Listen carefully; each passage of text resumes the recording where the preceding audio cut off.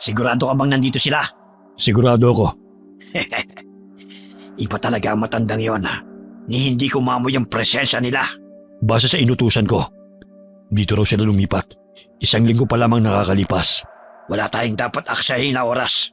Pag nakita mo yung matanda, patayin mo kagad.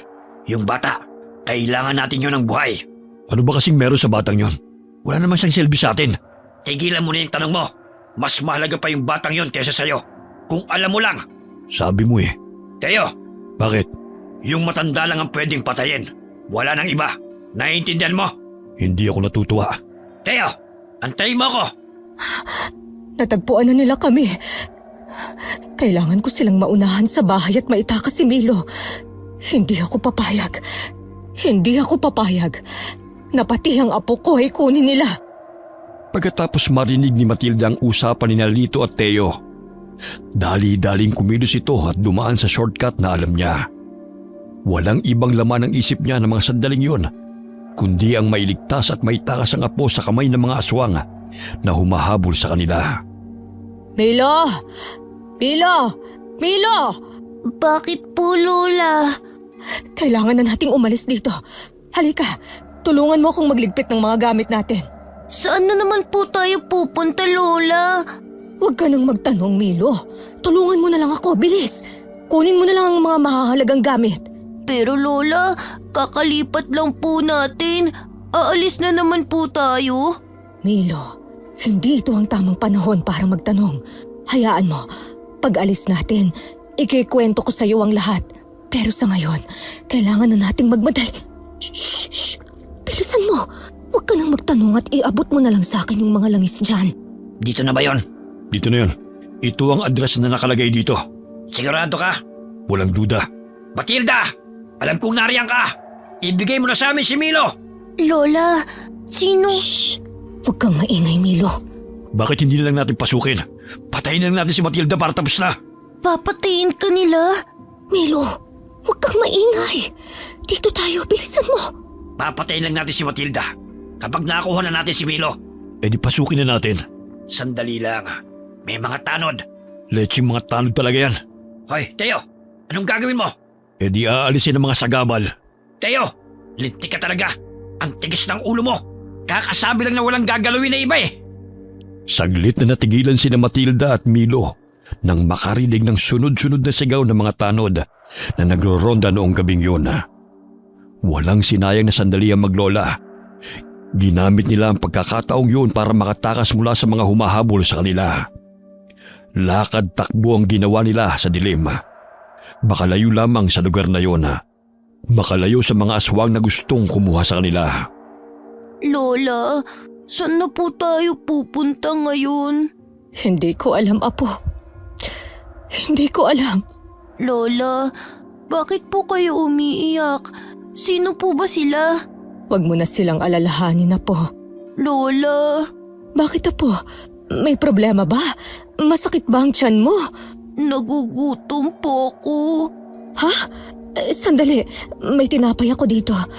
Milo, ang mga mata mo, namumula na naman. Ang mga kuko mo, Apo, humahaba na. Lola, nagugutom po ako. Gusto ko pong kainin yung asong yun. Diyos ko. Apo, makinig ka. Tumingin ka sa akin. Alalahanin mo ang lahat ng itinuro ko sa'yo. Labanan mo yan, Apo. Hindi ka masama gaya nila. Apo, labanan mo. Hindi ko po malabanan, Lola. Milo! Napapikit na lamang si Matilda. Alam niyang hindi na mapipigilan ng gutom ng kanyang apo. Alam niyang hindi sapat ang anumang pangontra laban sa pagkaaswang ni Milo. Lalo't habang lumalaki ang bata, lalo siyang nagiging mabangis. Tanging ang pasasalamat na lamang niya ay hindi pa rin ito umatake ng tao. Hayop lamang ang kinakain ng kanyang apo. Nang maibsa ng gutom ni Milo, ay saka unti-unting bumalik ang anyong tao ng bata. Lola, Milo, Apo, tahan na. Lola, pinatay ko yung aso. Lola, ang sama ko. Pinatay ko yung aso. Wala kang kasalanan, Apo. Hindi mo kasalanang ipinanganak kang may kalahating aswang. Lola, ayoko pong maging aswang. Ayoko pumatay ng kahit anong may buhay, Lola. Ayoko. Naiintindihan ko, Apo. Tahan na. Dahil po ba sa akin, Lola, kaya gusto ka nilang patayin? Narinig ko, Lola. Gusto nila akong kunin sa'yo. Hindi, Apo. Hindi dahil sa'yo. At hindi ako papayag. Lola, ang sama ko po. Pero Lola, di ko naman po sinasadya eh. Lola, ayokong patayin kanila. Apo, Milo, hindi nila ako papatayin. Hindi papayag si Lola. Naiintindihan mo? Kailangan mong kontrolin ang sarili mo para maprotektahan mo ko. Naiintindihan mo ba? Opo, Lola. O siya, sige na. Tumigil ka na sa pag-iyak. Linisin natin ang kalat mo bago pa may makakitang iba. Pagkatapos mabihisan at malinisan ni Matilda si Milo, nagpasa silang pumunta sa pinakamalapit na baryo. Sinasabing ang baryong yun ang pinakaligtas laban sa mga aswang dahil sa isang kilala at mahusay na albularyo. Naisip niyang kahit papano'y ligtas sila roon. Ligtas sa mga aswang na humahabol sa kanila. Pero natatakot siya na baka si Milo naman ang mapahamak dahil isa rin siyang aswang. Hindi pa naman ganap na masamang aswang ang bata dahil mga hayop lamang ang kanyang inaatake, kaya't magagawan pa niya ng paraan para mapanatiling lihim ang tunay na pagkatao ng apo. Mawalang galang na ho. Anong maipaglilingkod ko sa inyo? Ngayon ko lang kayo nakita rito Bagong salta ba kayo? Oho. Naghahanap kasi kami nitong apo ko ng matitirhan. Baka ho may alam kayo. Saan kayo galing? Anong kailangan nyo sa baryo namin? Galing ho kami sa kabilang baryo. Pinalayas ho kasi kami sa tinitirhan namin. Kaya wala na kaming iba pang pupuntahan nitong apo ko. At bakit naman kayo pinalayas?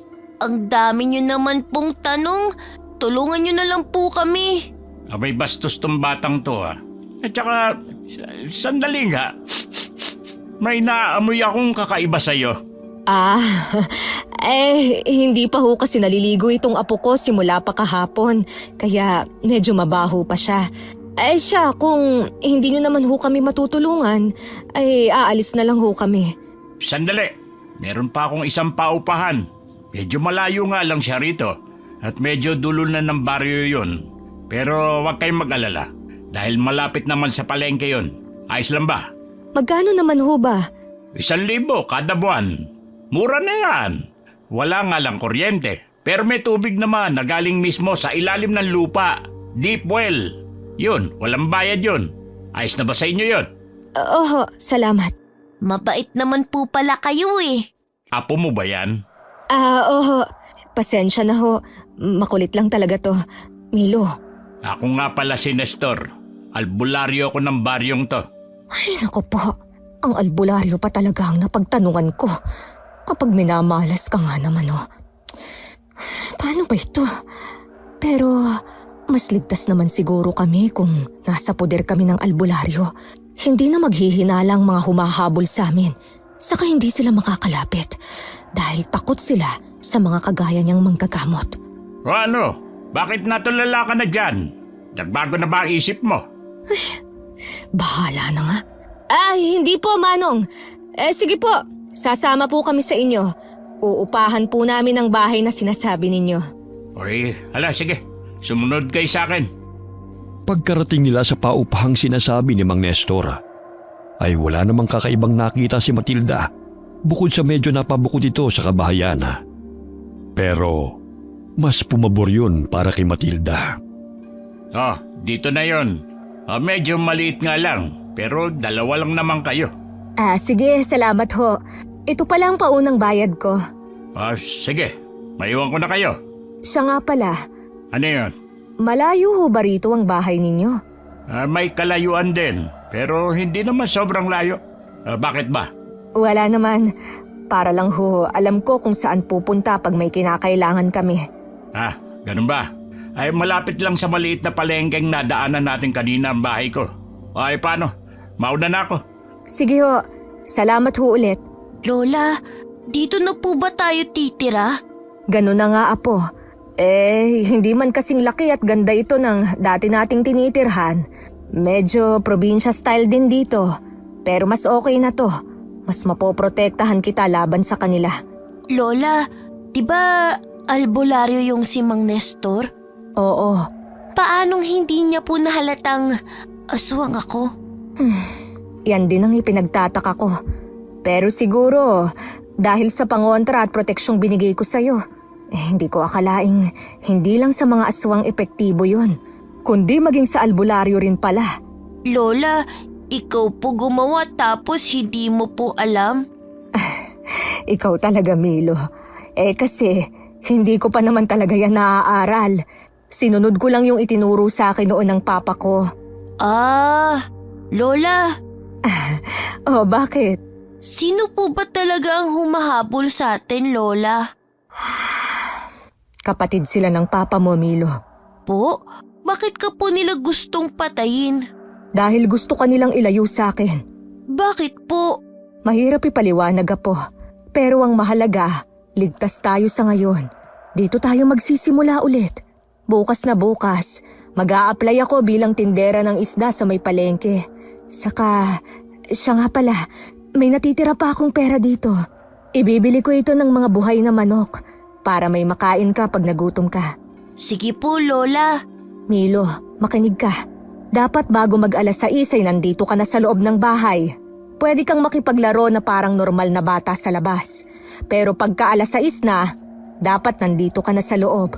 At bago pa mag-alas 8, dapat nakain mo na ang isang buong manok para pagsapit ng alas 10 ay hindi ka na magiging halimaw ulit. Nakuha mo ba? Opo.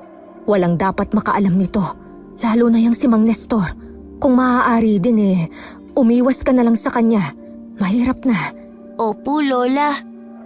Pagkalipas ng isang buwan ay naging maayos at kahit papano'y tahimik na rin ang buhay ng dalawa sa bagong lugar. Nagsimula silang makilala ng mga kapitbahay. Tahimik, magalang, at masarap daw ang tinapa ni Matilda na itinitinda niya sa gilid ng palengke. Hanggang isang araw, nagpasya siya na pirmis na magtinda sa talipapa na malapit sa kanilang bahay. Pero labis itong ikinagalit ni Mang Nestor. Aba may patinapa ka pa dyan Hindi mo ba alam na ako ang nauna rito? Kung alam ko lang nakakalabanin mo pala ako sa negosyo Pagkatapos ko kayong patirahin sa paupahan ko, di sana hindi ko na kayo pinaupa pa. Wala naman akong balak kalabanin kayo, Mang Nestor. Hayaan ho natin na ang mga customer ang mamili. Talaga? At sisiguruhin kong malulugi ka? Lola, lilipat na naman po ba tayo ng bahay? Mabait naman na po ko Hindi, Apo. Mainit lang ang ulo ni Mang Nestor dahil akala niya kinakalaban natin siya sa negosyo. Ang daming langaw! Leche! Huwag mo na lang pansinin si Mang Nestor, Milo. Mag-iba na lang po kaya tayo ng paninda, Lola. Gustuhin ko man, pero ito lang din ang alam kong gawin. Kung hindi mo na itatanong, ito ang negosyo ng mga magulang ko noon. At namana ko pa ang tamang timpla ng tinapa sa kanila. Bukod sa panghihilot, ito din talaga ang gusto kong gawin. Saka nagkausap na rin kasi kami ng dati kong amo na siya ang magsusupply sa atin ng isda na panggawa natin ng tinapa. Ay, mabuti pa tulungan mo na lang akong magtawag ng mga customer. Sige po, tinapa! Tinapa po kayo dyan! Ale, bili po kayo ng tinapa ng lola ko. Masarap! Tama yan, Apo. Sige, magtawag ka lang. 30 pesos lang po, isang tumpok. Ayan, may bibili na, Milo. 3 na ho. Salamat ho. Balik ho kayo, ha? Lola, ang dami na po nating nabenta. Ikaw talaga. Sige na, magtawag ka pa para maubos na lahat. Masarap ang ulam natin mamayang gabi. Sige po, La. Patuloy ang pagbebenta ng tinapa ni Matilda sa palengke. Habang parami ng parami ang mga suki niya, Parami naman ang parami ang mga langaw sa pwesto ni Mang Nestor. At sa bawat pagkalugi niya, lalong tumitindi ang init ng ulo nito hanggang sa dumating ang araw na nasagad na ang pasensya ng matanda. Matilda! Matilda! Eh, lumabas ka dyan! Sandali lang! Nariyan na! Oh, Mang Nestor, hindi pa naman ho namin araw ng pagbayad ng upa. Ano ho ba yon? Lumayas na kayo sa paupahan ko. Ho? Bakit naman ho, Mang Nestor? Nagbabayad naman ho kami ng tama ah. Kung gusto niyong manatili sa paupahan ko, itigil niyo ang pagtitinda ng tinapa sa palengke. Abay nalulugi ang negosyo ko. Wag naman hong ganon, Mang Nestor. Wala na ho kaming titirahan ng apo ko. Wala akong pakialam. Binalaan na kita na itigil ang pagtitinda ng tinapa sa palengke. Kung yan ho talaga ang gusto ninyo, wala ho kaming magagawa. Pero sana ho, konsensya nyo na lang ang bahala. Aalis ho kami, pero bigyan nyo naman ho kami ng kahit kaunting palugit lang. Aba, ako pang makokonsensya. Samantalang ikaw tong pinatuloy ko sa paupahan ko. Pero ikaw rin pala magpapabagsak ng negosyo ko eh. Saka hindi ko maipaliwanag ha. Pero alam kong may mali sa inyong maglola. Simula nang dumating kayo at tumira sa paupahan ko, nang hina ang kakayahan ko bilang isang albularyo. Para bang may enerhiyang humaharang o pumipigil dito. Sige, bibigyan ko kayo ng 3 araw. Dapat makaalis na kayo rito. Grabe naman ho, Mang Nestor. Sa 3 araw na yon. Gawin nyo naman hong 1 linggo. Ay, di ko na yung problema. Mabuti nga at sa paupahan ko lang kayo pinalalayas at hindi dito sa baryo namin. Lola, saan na po tayo titira? Hindi ko alam, Apo. Hoy, dapat pagbalik ko, wala na kayo dyan. Hindi ko akalaing ganyan pala kasama ang ugali ni Mang Nestor. Napalayas man sila sa paupahan, hindi nawala ng pag-asa maglola.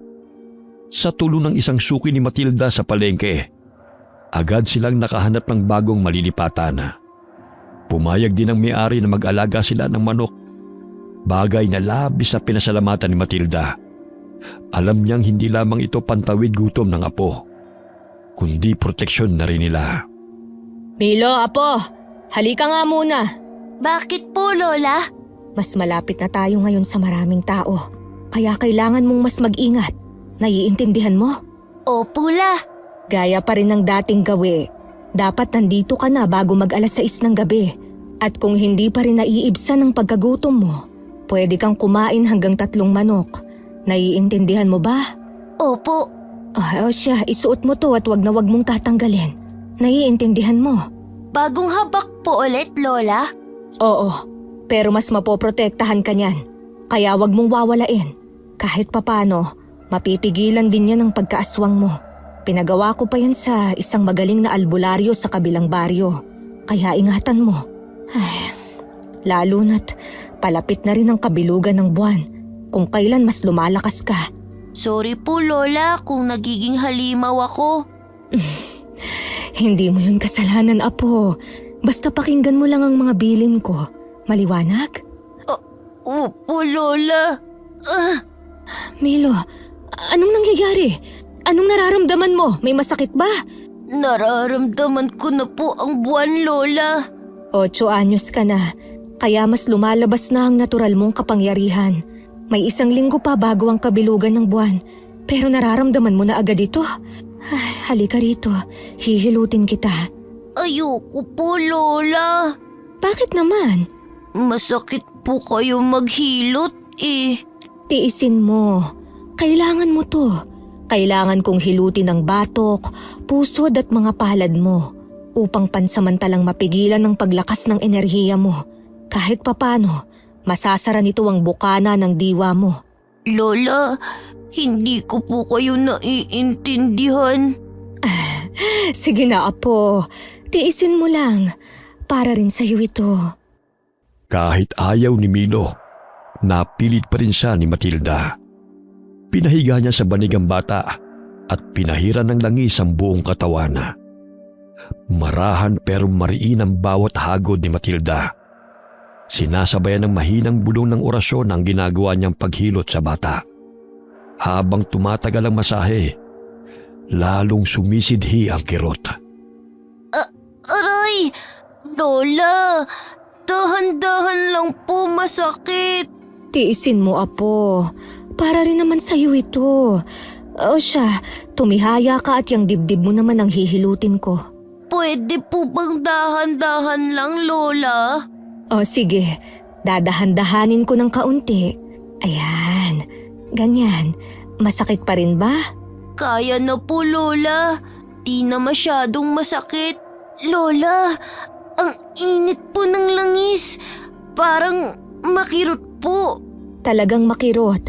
Dahil nilalabanan ng enerhiya mo ang talab ng langis. Akin na ang kamay mo. Lola, parang inaantok na po ako. Hayaan mo lang, Apo. Huwag mong labanan. Ibig sabihin lang yan ay gumagana na. Kinaumagahan na. Muling nagbenta ng tinapa sina Matilda at Milo sa palengke. Pero hindi tulad ng dati. Halatang balisa ang bata. Para bang may init siyang nararamdaman sa katawan na hindi niya may paliwanaga. Lola, natatakam po ko sa amoy ng dugo. Apo, Milo, labanan mo. Huwag mong hayaang lamunin ka niyan. Lola, mas okay po siguro kung umuwi na lang tayo. Parang mas lumalakas po yung pakiramdam ko.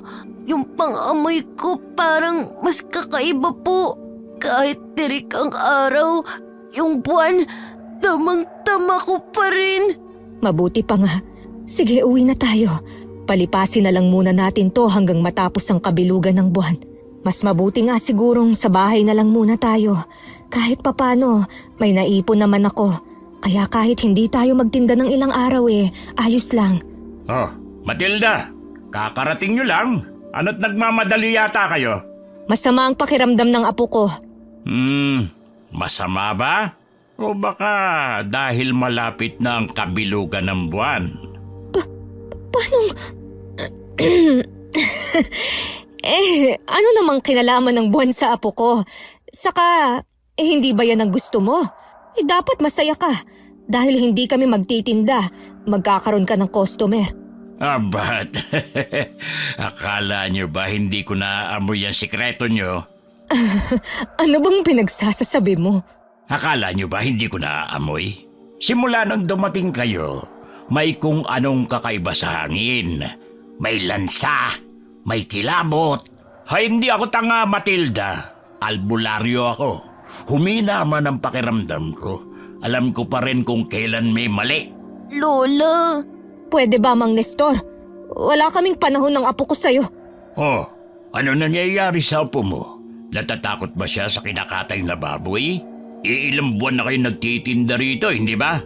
Milo, tara na. Apo, labanan mo. Huwag mo na lang tingnan. naaamoy ko po, Lola.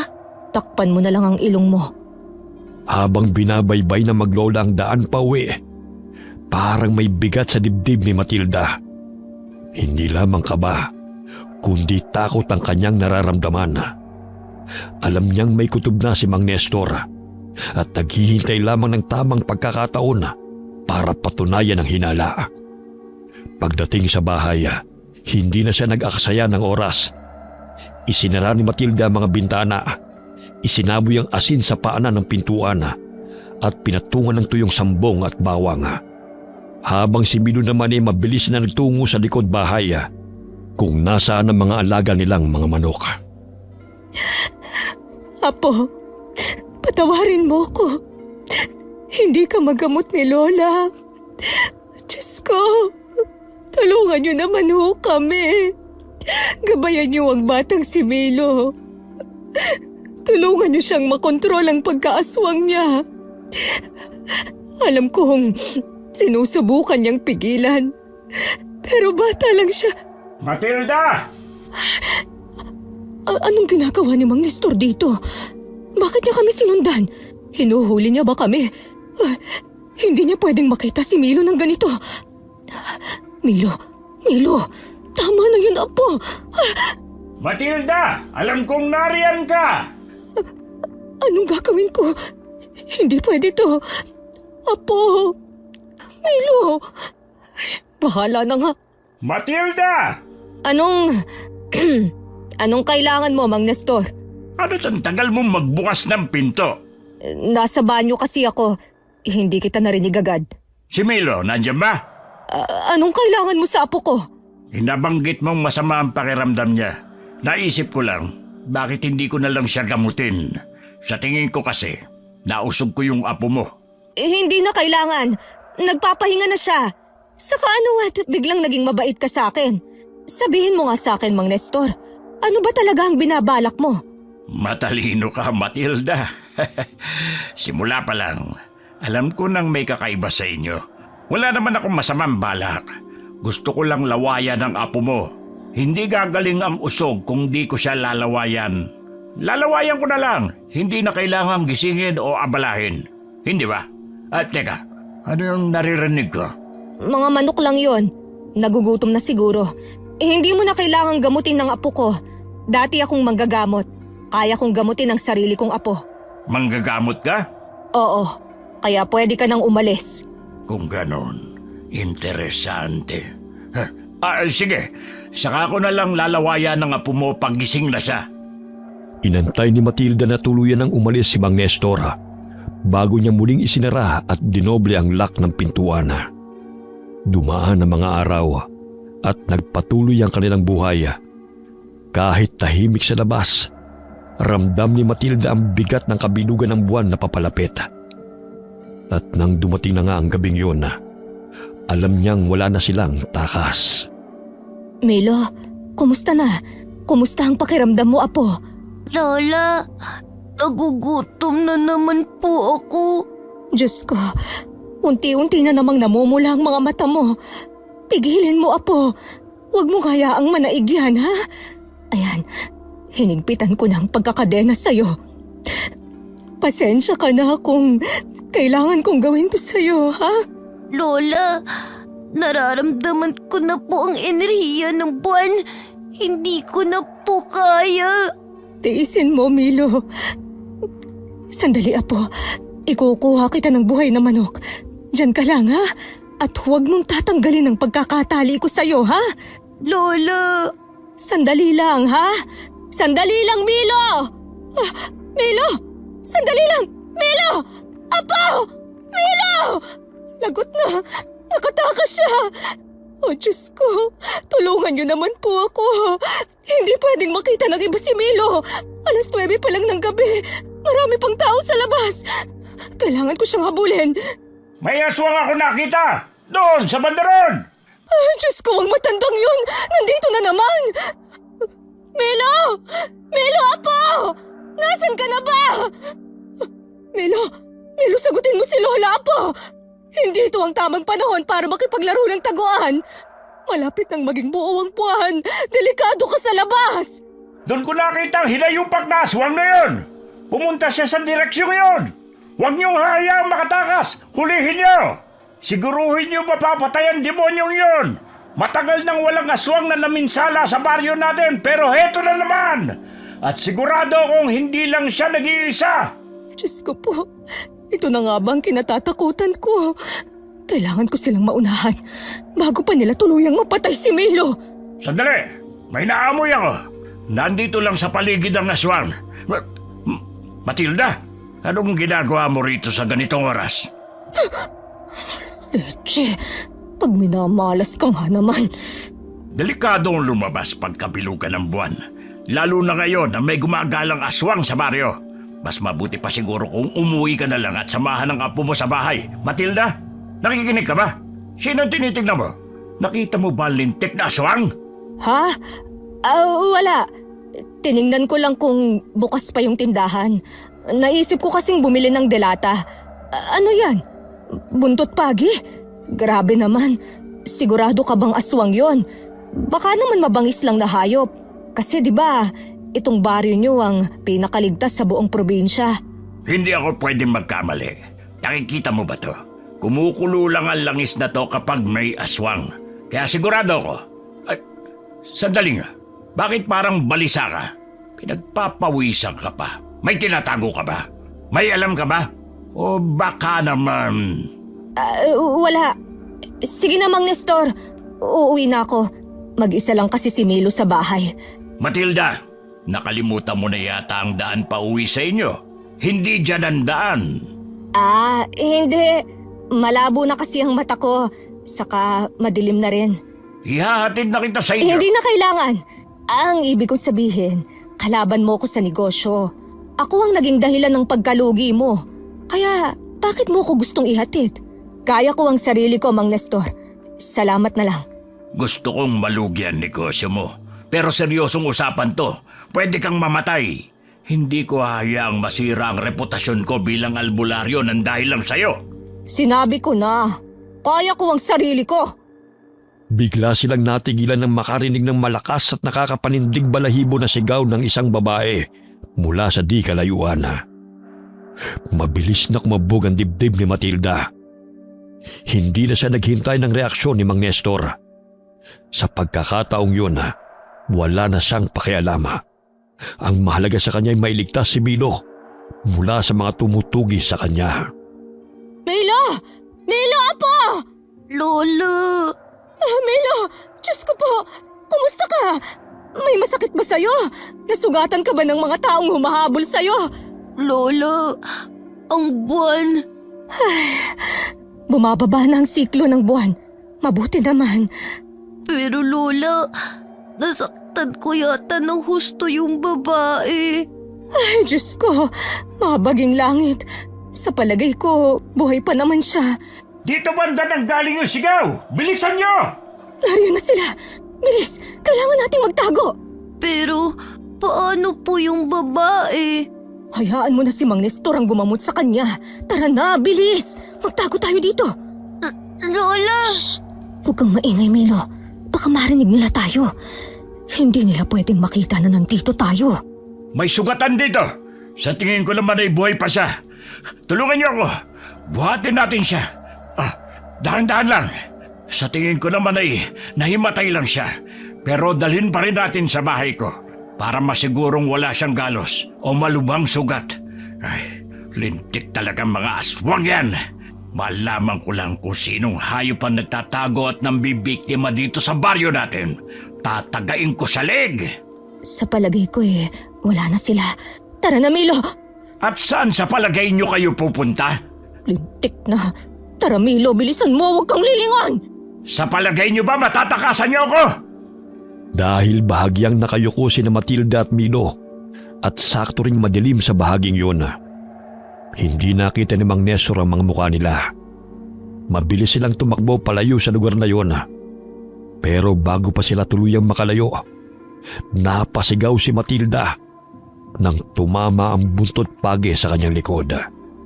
Sinasabi ko na nga ba, hindi yun nag-iisa. Hindi na kayo makakalayo. Binabad ko pa sa suka at banal na langis ang buntot pagi kunto. Kaya hindi kayo makakatakas. O mas malala pa, baka mamatay na kayo sa daan. Sandali nga, bakit pamilyar ang dalawang yun? Lola! Milo, hindi! Tigilan mo ang sarili mo, Apo! Hindi ka masamang tao. Huwag mo kong intindihin, Apo. Bilisan na natin. Hindi niya tayo pwedeng maabutan. Tulungan mo si Lola, bilis! Pero Lola, sinaktan ka niya. Hayaan niyo po akong ipaghigante kayo. Milo, makinig ka. Hindi ka masama, Apo. Tandaan mo yan. Ayos lang ako. Gagaling din ako. Ang mahalaga ay makatakas tayo. Kaya sige na, Milo. Ayos lang ako. Kaya ko. Kasalanan ko to, Lola. Patawad po. Huwag kang humingi ng tawad. Bilisan na lang natin ang pagtakbo. Sumampa po kayo sa likod ko, Lola. Anong? Kaya mo ba ako, Apo? Bilis na po, Lola. Bilog pa rin ang buwan. Kaya hindi po nawawala ang lakas ko. Oh, sige. Tignan natin kung hanggang saan ang kaya niyong ilayo. Hindi naman kayo makakalabas ng baryo. Mabilis na pinasa ni Milo si Matilda. Gamit ang lakas at bilis na nagmumula sa buwan, natakasan nila si Mang Nestor. Pagkarating sa kanilang bahay, bigla na lamang nanghina si Milo at hinimatay. Dahil sa labis na pagod at matinding paggamit ng kanyang lakas.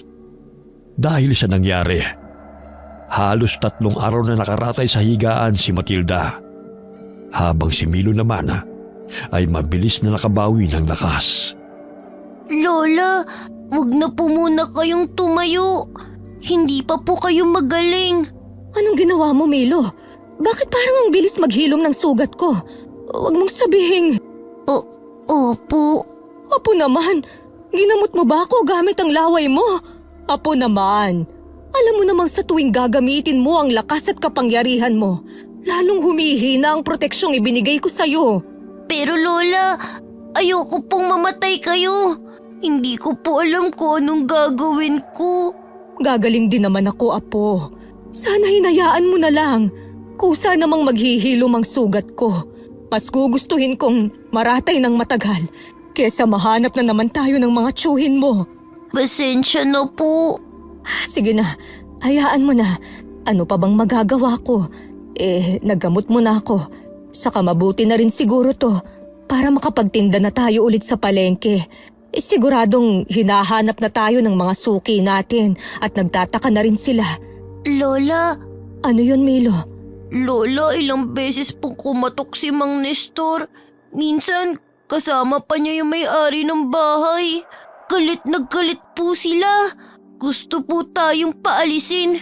Hindi ko na lang po kayo ginising. Nagkunwari po kung walang tao dito. Ano? Lola, alam na po kaya ni Mang Nestor ang tungkol sa akin? Ano? Hindi. Hindi nila tayo pwedeng paalisin sa baryong ito, Milo. Ito lang ang ligtas na baryo na pwede nating tirhan. Kaya halika na. Ano pang gagawin niyo, Lola? Hindi nila pwedeng malaman ang sikreto mo. Nagiging malakas ka tuwing kabilugan ng buwan. Tapos na ito. At dahil nagamit mo na rin ang karamihan ng lakas mo, madali na para sa atin na kontrolin ang pagkaaswang mo. Inumin mo ito. Lahat po yan, Lola? Oo, mahaharang nito ang enerhiya mo. Kahit sino pang magaling na albularyo ang humawak o magtangkang tumuklas ng tunay mong pagkatao, hindi sila magtatagumpay kahit paggamitin nila ang mga pangontra. Simutin mo ang bawat patak ng katas ng halamang gamot na ito dahil yan na ang huli. Wala na po bang ibang paraan? Oh, bakit parang nag-aalangan ka? Lola, kasi paano po kung mawala na tong lakas ko? Paano kung bumalik si Mang Nestor? Hindi ko po kayo mapoprotektahan. Tsaka, pinaparan niyo po to ng patay na butiki ang katas ng halamang gamot. Kadiri po. Huwag mo na akong isipin na po. Malakas na ako. Oh, kaya ko na, hindi ba? Saka anong kadiri? Isa pa, yan naman ang parati kong pinaiinom sa'yo. Po? Totoo po. Kaya pala masama ang lasa. Sige na, inumin mo na. Lola naman eh. Sige na, huwag nang matigas ang ulo. Sa kapagkatapos niyan, maligo ka na at magtitinda na ulit tayo sa palengke. Kakausapin ko si Mang Nestor. Kahit pa alam kong delikado, kailangang matigil na kung ano ang hinalang meron sila. Basta manatili kang tahimik at huwag kang lalayo sa akin. Kinahapunan nagpunta sila sa palengke para magtinda ng tinapa. Habang nag-aayos sila ng kanilang paninda, napansin ni Matilda ang pag-iwas ng mga taong dumaraan. Ang iba'y palihim pang nagbubulungan at may ilang ding napapa-sign of the cross na lamang. Maya-maya'y dumating si Mang Nestor. Napansin kaagad ni Matildang nakapulupot na buntot pagi sa bewang ng lalaki na hindi naman ito madalas dalhin noon. Aba, buti naman at naisipan niyo pang magpakitang maglola. Ano bang kailangan mo sa amin, Mang Nestor? Wala naman, pero kayo may kailangang ipaliwanag. Anong ibig mong sabihin? May nakakita sa inyo nung gabing sumugod ang aswang at may narinig din silang may hinang impit mula sa loob ng bahay niyo. Nakita rin kitang pag-alagala nung gabing yun. Sinabi ko na sa'yo ang dahilan ko nung gabing yun. Kung ganon, bakit ka biglang tumakbo at nawala nang makarinig na sigaw mula sa malayo? Dahil nag-aalala ko na baka si Milo yun. Kagaya nga ng sabi ko, lumabas ako para bumili ng delata. Naiiwan si Milo sa bahay nung gabing yon. Kaya dali-dali akong tumakbo sa pag-aalala. Kayo na rin ang nagsabi na may gumagalang aswang. Paano kung mabiktima ang apo ko? Magaling kang magpalusot. Pero ano naman ang dahilan kung bakit ngayon lang kayo lumabas ng bahay? Masakit ba ang latay? Ano bang latay ang sinasabi mo? Lola, Natatakot ka ba, Milo? Mainit ba sa pakiramdam mong langis na daladala ko? Aba, tingnan mo, Matilda. Umiinit ang langis ko. Alam mo ibig sabihin nito, hindi ba? Dati kang manggagamot, sabi mo. Oo naman, Mang Nestor. Umiinit ang langis kapag may aswang sa malapit o kumukulo kapag sobrang lapit. Alam mo kung anong ibig kong sabihin. Dahil kung kami nga yan, sana kumukulo na yan, hindi lang basta umiinit. Isa lang naman ang paraan para magkaalaman. Ipakita mo ang likod mo, Matilda. Ngayon? Dito talaga, sa harap ng maraming tao. Hindi ba't nakakabastos yan? Babae pa rin ako, Mang Nestor. O baka naman, gusto mo lang akong bosohan. Masyado ka ng kulubot para sa akin, Matilda. Ang gusto ng taong bayan ay malaman ang totoo. Kung hinala mong ako ang aswang, pwede mo naman akong patakan ng langis. Pag napaso ako, totoo nga. Pero pag hindi, mapapahiya ka lang. Sa pag-aalala niya para sa apo, marahan niyang kinabing ang bata para itago sa kanyang likurana. Ang hinala ni Mang Nestor ay siya ang aswang at hindi si Milo. Kaya mas madali sa kanyang patunayan na mali ang matanda. Walang pag-aalinlangan niyang itinaas ang kamay at iniabot ito kay Mang Nestor para patakan ng langis. Mabilis namang tinanggap ito ng matanda at pinatakan ng langis. Ilang minuto na ang lumipas. Wala pa ring epekto sa balat ni Matilda ang ginawa na matanda. Imposible. Nakita mo na, di ba? Hindi nga kami ang hinahanap mong aswang. Lola, Ano bang ginagawa mo, Mang Nestor? Subukan mong hawakan ang apo ko at dyan tayo hindi magkakasundo. Wala kang ebidensya, Mang Nestor.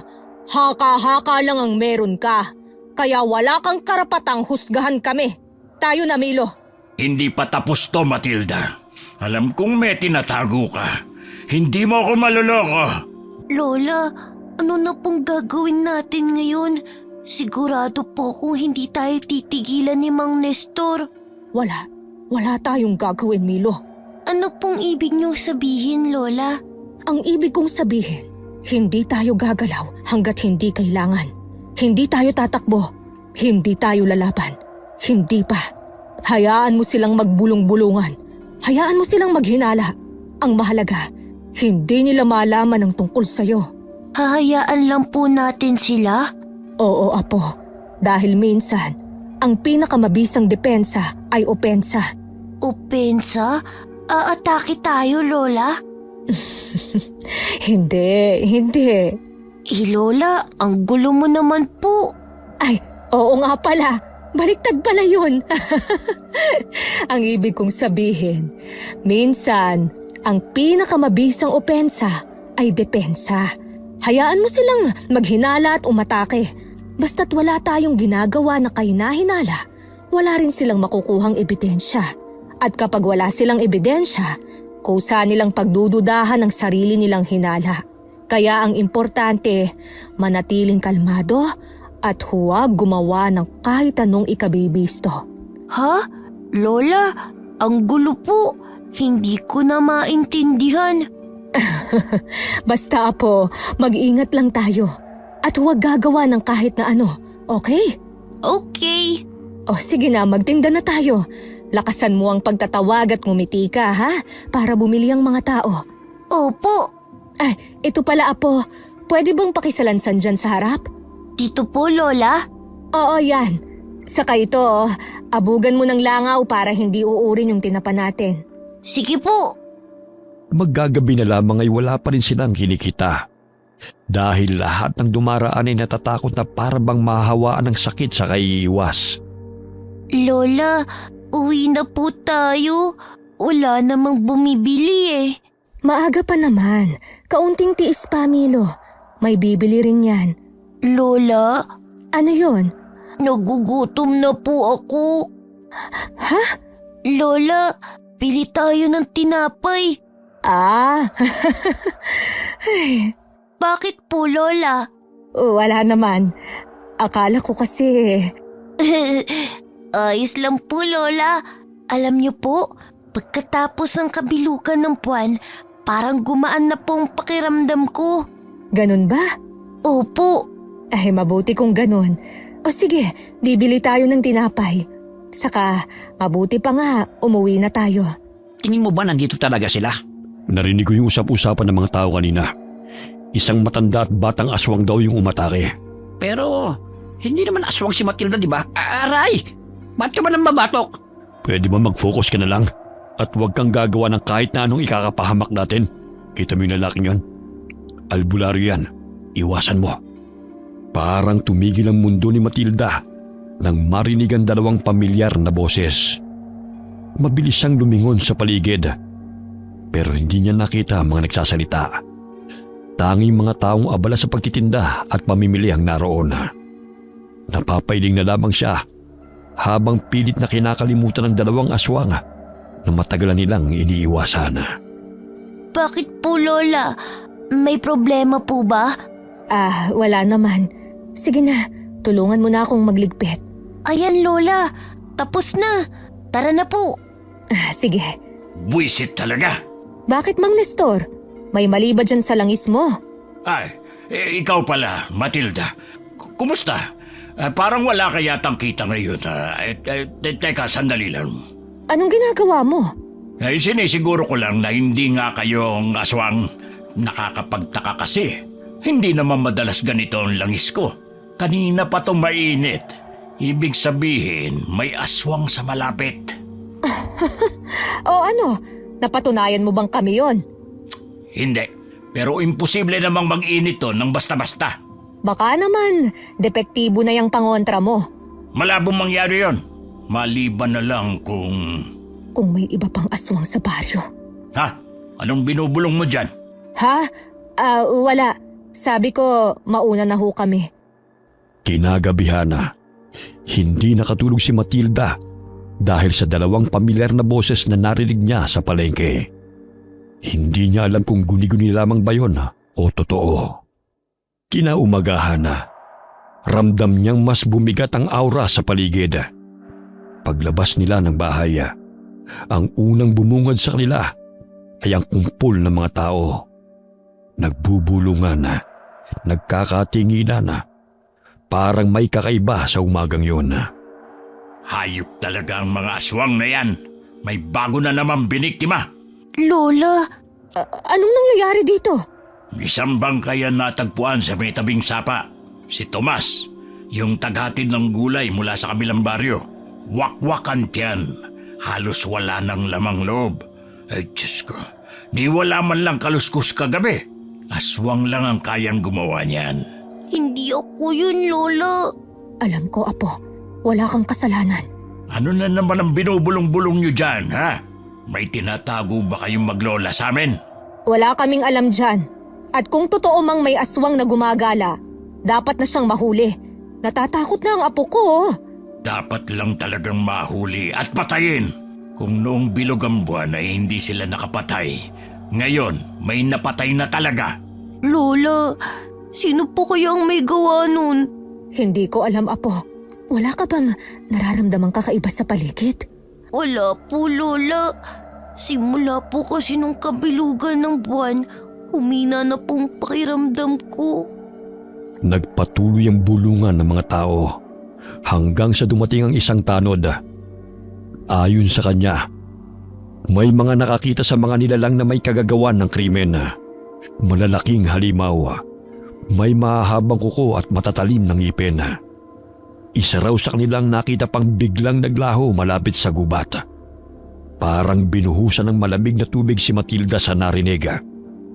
Mahigpit niyang naikuyom ang kanyang kamao dahil sa pangambang yun ng mga tiyuhin ni Milo. Imposibleng nasundan nila kami dito. Sino po, Lola? Yung mga tiyuhin ko po ba? Huwag kang maingay, Milo. Anong sabi mo, Milo? Wala namang sinabi ang apo ko. Hindi ako bingi, Matilda. May narinig ako sinabi ang apo mo tungkol sa mga aswang Sino ka mo sila, Milo? Po, ang sabi ko po, masama po talaga ang mga aswang. Hindi yan ang narinig ko. Pero yun po talaga ang sinabi ko. Diba, Lola? Pwede ba, Mang Nestor? Huwag mo nang pagdiskitahan ng apo ko. Tayo na, Milo. Saan po tayo pupunta, Lola? Sa palengke, magtitinda. Sa kabila ng chismis na kumakalat tungkol sa inyo, magtitinda pa rin kayo? Chismis na ikaw lang din naman ang nagpakalat. Bakit kami hindi magtitinda? Wala naman kayong patunay sa mga paratang ninyo. Ang mabuti pa, hanapin mo ang totoong aswang bago pa yun makapambiktima ulit. Lola? Tayo na, apo. Buong araw, ang isipan ni Matilda ay abala sa kung sinong aswang ang gumagala sa baryo. Mas naging mapagmasid siya. Pinakikiramdaman ang bawat anino at tingin ng mga tao. Alam niyang hindi sila makapagtatago. Kapag may nangyaring masama, sila na naman ang pagbibintangan ni Mang Nestor. Kinagabihan na, hindi mapalagay si Matilda. Maya-maya'y nakarinig siya ng alulong mula sa malayo. Ilang sandali pa ay nasundan ito ng sigawan ng mga tao. Diyos ko, ano na ba itong nangyayari? Kailan ba kami tatantanan ng mga kamag-anak ni Milo? Doon ang galing ang alulong! Bilis! Lola, umatake na naman po ba sila? Wala yun, apo. Matulog ka na ulit. Mabuti pa siguro, maglagay tayo ng asin sa bawat sulok ng bahay para hindi nila tayo matunton. Sige po, Lola. Tutulong po ako. Baka inaantok ka pa. Ako na lang, kaya ko naman. Hindi na po ko inaantok. Sigurado ka? Opo. O sige, eto, ikalat mo ito sa buong kwarto. Pero iwasan mong dumampi sa balat mo, ha? Ako naman sa kusina at sa sala. Lagyan mo rin ng mga bintana, ha? Sige po. Ha? Sino kayo? Sabi na nga be, dito lang namin kayo mahahanap. Paano? Paano kayong nakapasok? Salamat kay Inang. Binigyan niya kami ng pangontra laban sa mga mahihinang depensa mo. Lumayo ka! Huwag kang lalapit! Bubuhusan kita nitong asin! Huwag mong sasaktan ng lola ko. Milo, wag! Biglang lumalim ang paghinga ni Milo. Sa loob ng ilang segundo, nagsimulang manginig ang kanyang katawan. Tumayo ang balahibo sa kanyang batok at unti-unting tumubo ang makakapal na balahibo sa kanyang mga braso, leeg at likod. Pumula ang kanyang mga mata. Dahan-dahang humaba ang kanyang mga kuko. Naging matutulis na parang mga patalim. Napasigaw naman si Matilda dahil sa pagkabigla. Hindi pa ginusto ni Milo ang magbagong anyo. Pero dahil sa galit ay nagawa niya. Matapang ka, Milo. Manang-mana kasama mo. Pero hindi mo pa ako kaya, bata. Hindi ka pagganap na aswang. Milo! Oh, Diyos ko! Mabaging langit! Tulungan niyo po ang apo ko! Huwag mong sasaktan ng lola ko. Milo! Ayos ka lang ba? Hindi ko sasaktan. Kung sasama ka sa akin, hahayaan kong mabuhay ang lola mo. Kung susunod ka. Hindi sasama sa iyo ang apo ko! Patayin mo muna ako bago mo siya makuha! Eh di sige, madali naman akong kausap. Lola! Bago pa man makalapit si Lito, sumugod na si Milo. Isang malakas na kalmutang sumira sa damit ng kalaban. Pero tila walang epekto. Parang bakal ang balat ni Lito. Itinulak niya si Milo at tumilapo ng bata. Lumagapak ang katawan nito sa sahig. Pilit namang tumayo ang bata at muling nilabanan ng lalaki. Nataranta si Matilda. Hindi niya alam ang uunahin hanggang sa maalala niya si Mang Nestor. Kaya dali-dali niya itong pinuntahan.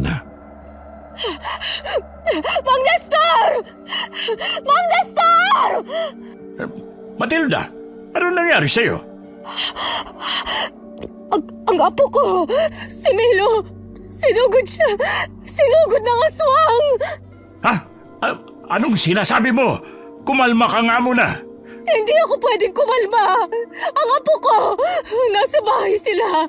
Bilisan natin, Mang Nestor! Bago pa nila makuha si Milo! Kung ganon, may isa pang aswang. Wala nang panahon para dyan! Puntahan na natin ang apo ko bago pa mahuli ang lahat! Ay sige, tara na. Mabilis na tumakbo ang dalawa pabalik ng bahay. Pero pagdating nila, huli na ang lahat. Wala nang tao silang naabutan. Nagkalat ang mga gamit. Amoy ng sunog na insenso ang sumasama sa hangin. Milo! Milo! Apo ko! Nasaan ka? Huwag mo akong iiwan, Apo! Mukhang nahuli na tayo, Matilda. Anong karapatan mong sabihin yan? Anong klaseng albularyo ka? Sandali lang, Matilda. Ako ba nag-iwan sa apo mo? Kasalanan ko to. Matilda, Albularyo ka, di ba? Kaya nga kami lumipat dito sa baryo ninyo dahil ito raw ang pinakaligtas, hindi ba? teka, anong ibig mong sabihin? Kung ganon, kayo ang nagdala ng aswang sa baryo namin? Hindi na yun mahalaga! Kailangan nating iligtas si Milo! At bakit ko namang gagawin yon? Kayo ang nagdala ng panganib dito sa baryo. Alam mo bang pinagdaanan namin ng pamilya ko? Halos kalahati ng baryong to nilipol ng mga lintik na almanwak. Almanwak? Oo, mga halimaw. Mga sinumpang nilalang na hindi na dapat nabubuhay. Kung ganon, mas kailangan nating iligtas si Milo! Para saan? Para buhayin ang isang bagong salot? Para muling guluhin ang mga lintik na almanwak na yan ng baryo namin? Hindi niya pinili kung sino siya, Mang Nestor! Wala siyang kasalanan! Bata pa lang siya, pero pilit na siyang pinapatay ng mundo! Ako lang ang meron siya! Anong ibig mo sabihin sa hindi niya piniling kung sino siya? Hindi dapat siya makuha ng mga kalahi niya! Dahil kung makuha nila si Milo, mas lalakas sila! Gagawin siyang susunod na pinuno ng mga almanwak! Ano? Kung ganon, Oo! Aswang ang apo ko, pero hindi siya tulad nila. Hindi siya halimaw. Hindi niya pinili ito.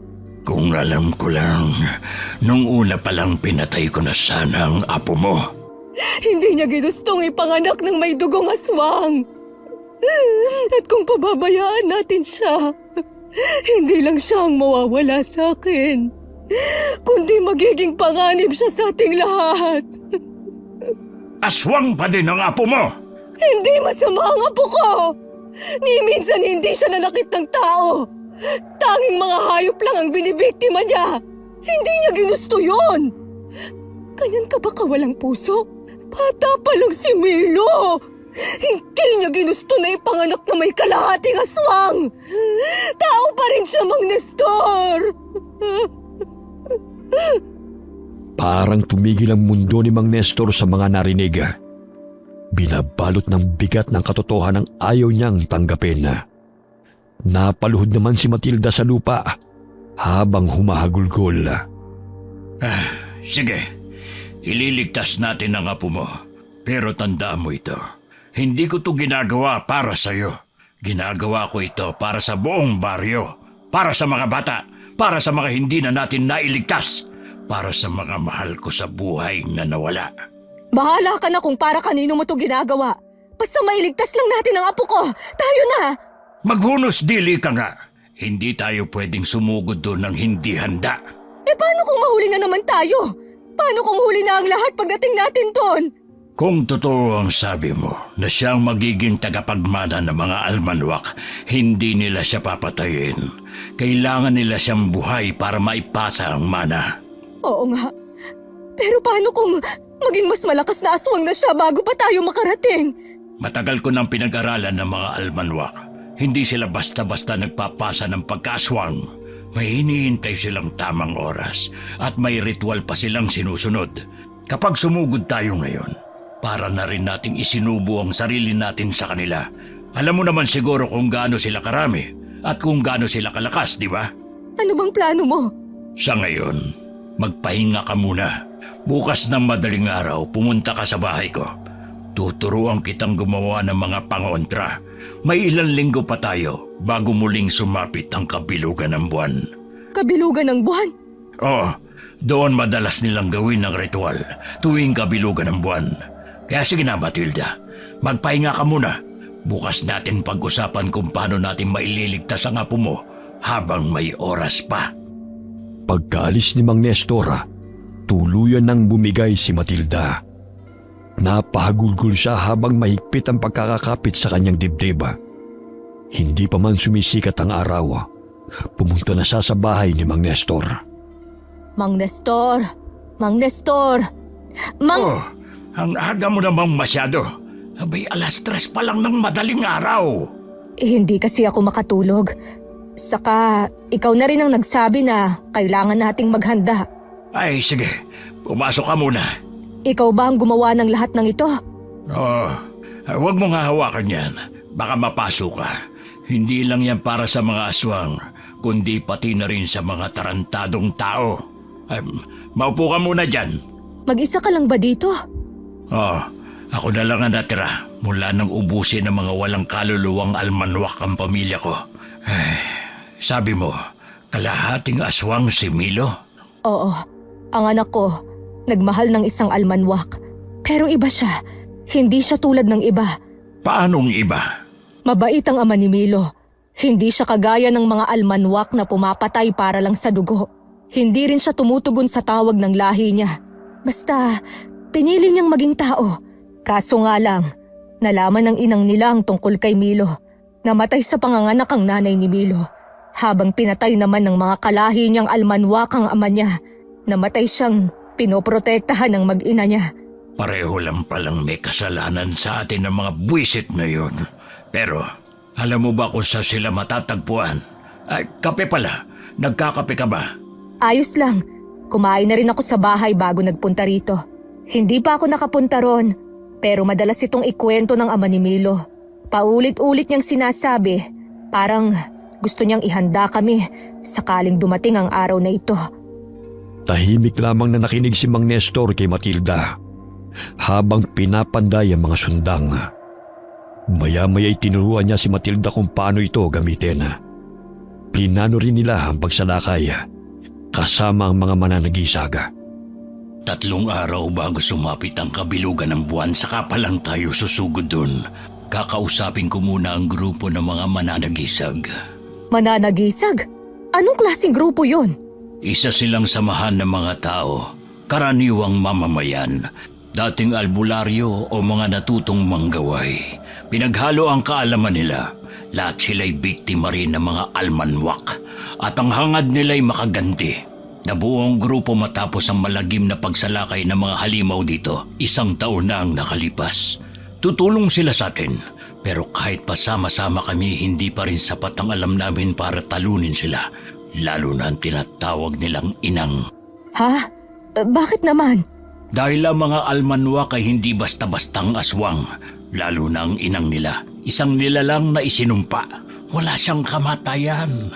Ang tanging paraan lang para mapatay siya ay kung maipapasa niya ang kanyang kapangyarihan. Ano? Kung ganun, hindi pa rin magiging ligtas ang apo ko.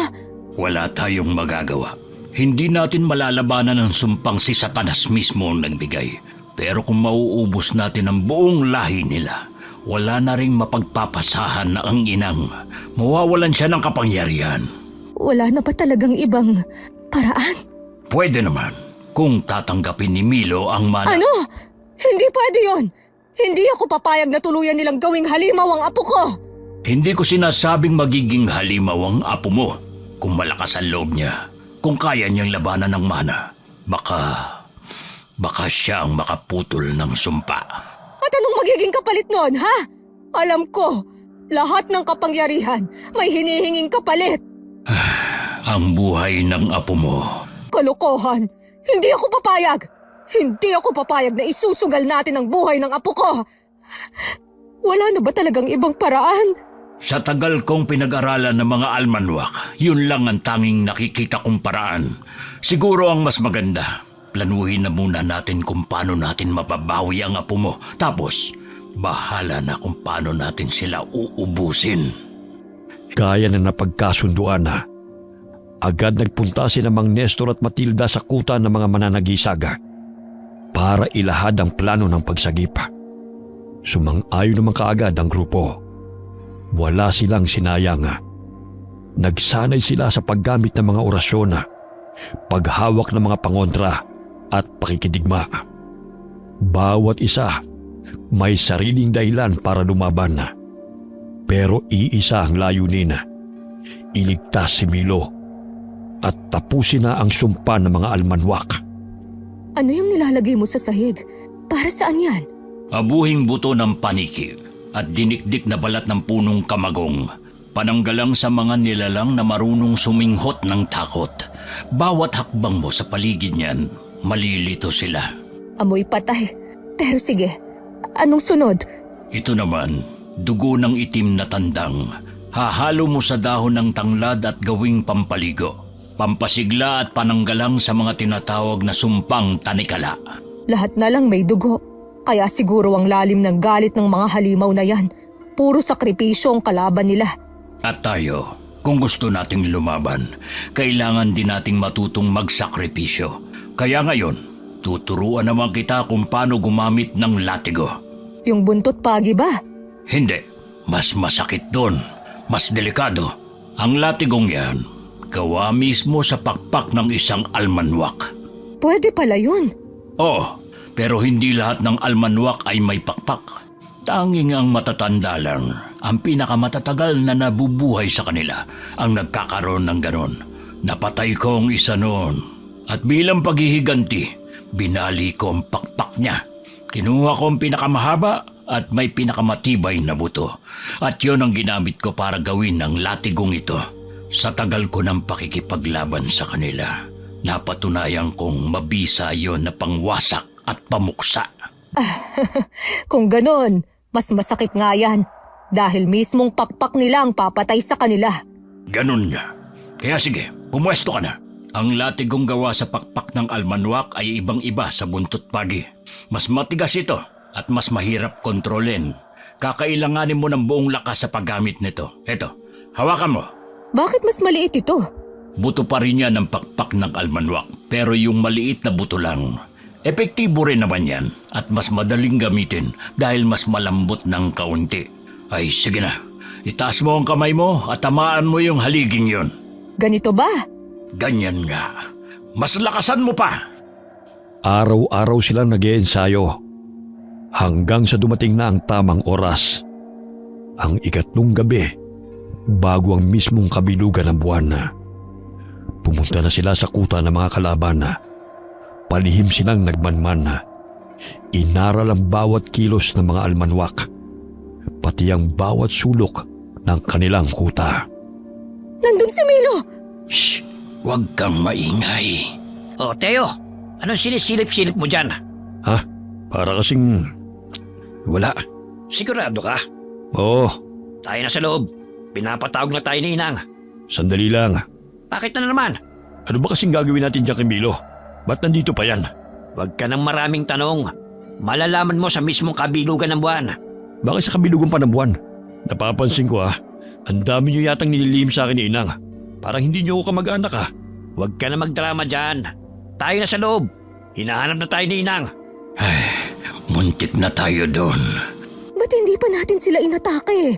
Pagkakataon na yun! Huminahon ka nga, Matilda. Kailangan natin pag-isipang mabuti ang gagawin. Bawat hakbang, kalkulado dapat. Mamayang hating gabi tayo susugod pagkalis nila. Alis? Saan naman sila pupunta? Ang dahilan kung bakit 3 araw bago ang kabilugan tayo susugod ay dahil tamang pagkakataon to para iligtas ang apo mo. Hindi kita naiintindihan. Linawin mo nga. Bago kasi ang mismong kabilugan ng buwan, lumalabas sila upang humanap ng makakain at magpakabusog. Nambibihag din sila ng mga tao para gawing alay pagkatapos ng ritual. Mamaya, pagsapit ng hating gabi, gagawin nila yun. Kaya sasamantalahin natin yun. Sa ngayon, magmasid lang muna tayo. Parang hindi ko kayang magbasid lang habang nakikita ko si Milo na nahihirapan at nakagapos. Tiisin mo muna, Matilda. Kung ayaw mong pumalya ang plano at masagip natin ang apo mo, pigilan mo ang sarili mo. Sino pala yung dalawang aswang kanina? Parang namumukaan ko sila. Sila ang tiyuhin ni Milo, kapatid ng ama ni Milo. Kung ganon, sila pala ang pumatay kay Tomas. Kagaya ng kanilang napagplanuhan, hinintay nila ang pagsapit ng hating gabi. Saka sila kumilos. Wala na yata sila. Sandali lang. Titiyakin ko muna at mahirap na. Diyan muna kayo. At huwag kayong gagawa ng kahit anong hakbang habang wala pang signal ko. Oh, bakit ang bilis mo? Wala na ba sila? Oo, nakaalis na sila.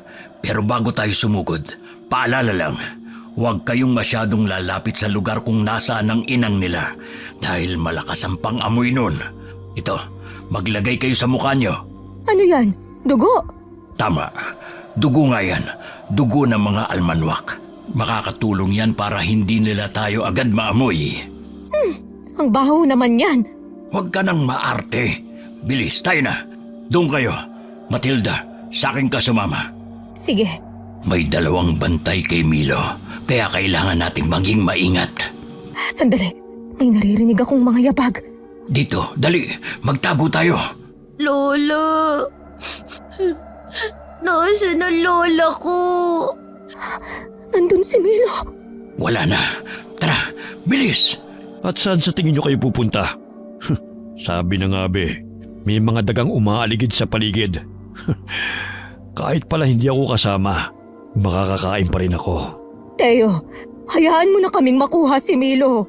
At bakit ko namang gagawin yun? Alam kong gusto mong maging susunod na tagapagmana. Hindi mangyayari yun hanggat nandyan si Milo. Kaya ibigay mo na lang siya sa akin. Ibalik mo na ang apo ko. Anong ibig mong sabihin? Hindi mo alam? Huwag kang tumawa. Anong ibig mong sabihin, Matilda? Dahil si Milo ang nakatakdang maging tagapagmana.